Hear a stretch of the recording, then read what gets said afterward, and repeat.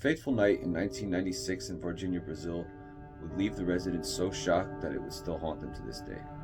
There was an event there that would take place that would change the course of history forever, leading up to possibly one of the biggest government cover-ups and the death of a military officer. It all started on January 20th when locals claimed they saw a cigar-shaped craft, damaged and smoking, fall from the sky. Sergey, a military police officer at the time, was stationed near the area of Varginha, Brazil when he reported seeing the UFO crash. He recalled observing a strange object descending and landing near a farm. Sergey also described the UFO as having a distinctive appearance with red lights, and he witnessed the craft crashing into the ground. Not long after, multiple witnesses described seeing a strange creature around the city. Small, around 4 feet tall, with large red eyes, oily brown skin, and a strong ammonia-like smell. 3 young women in particular, Liliane, Valkyria, and Katya, were walking home from a friend's house when they initially thought they saw a person in distress, but then noticed something very odd about the situation.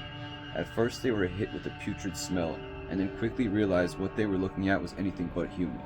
The 3 girls, instantly shocked, in terror, described the creature as having a large head, dark red eyes, and a strange reddish-brown skin tone, and seemed to be in distress. They could sense the creature's fear, and instantly darted and ran away. They also noted the creature was around 4 feet tall with a strong ammonia-like smell, and that it seemed more like an injured animal than a monster. Now, the events that happened next make this case one of the most compelling cases that have ever taken place. It wasn't long that the military caught wind of what was going on and immediately sent trucks to retrieve whatever people were seeing.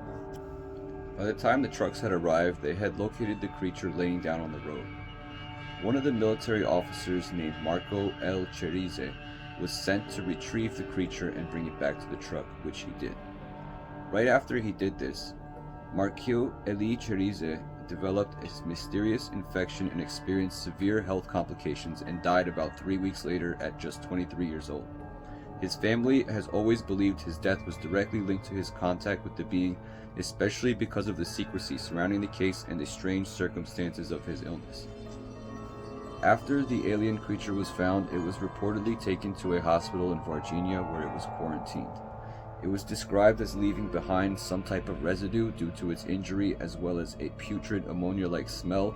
This required extreme measures quarantining the creature, as well as preventing any further injuries or incidents, as had happened to the previous military officer. The hospital staff was forced to take extreme measures to contain the being. One of the key elements in this documentary about this incident involves claims that military personnel arrived at the hospital and immediately quarantined a section of the building, restricting access to the area where the creature was being kept.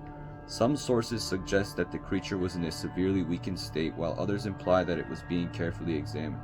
There are also reports that military officers and doctors involved in handling the creature were ordered to remain silent about the event, adding to the secrecy and mystery surrounding the incident. Veteran UFO journalist James Fox dove deep into this case in his documentary Moments of Contact. He interviewed first-hand witnesses, military, civilians, and the families involved, many still terrified to speak publicly after nearly 3 decades. Every story leads to one conclusion: something crashed, something biological was recovered, and the Brazilian government covered it up.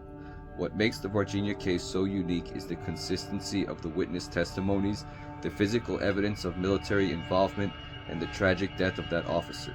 To this day, the Brazilian government refuses to release any official report. Is this proof we're not alone? Many believe this is one of the most credible cases we have to this day.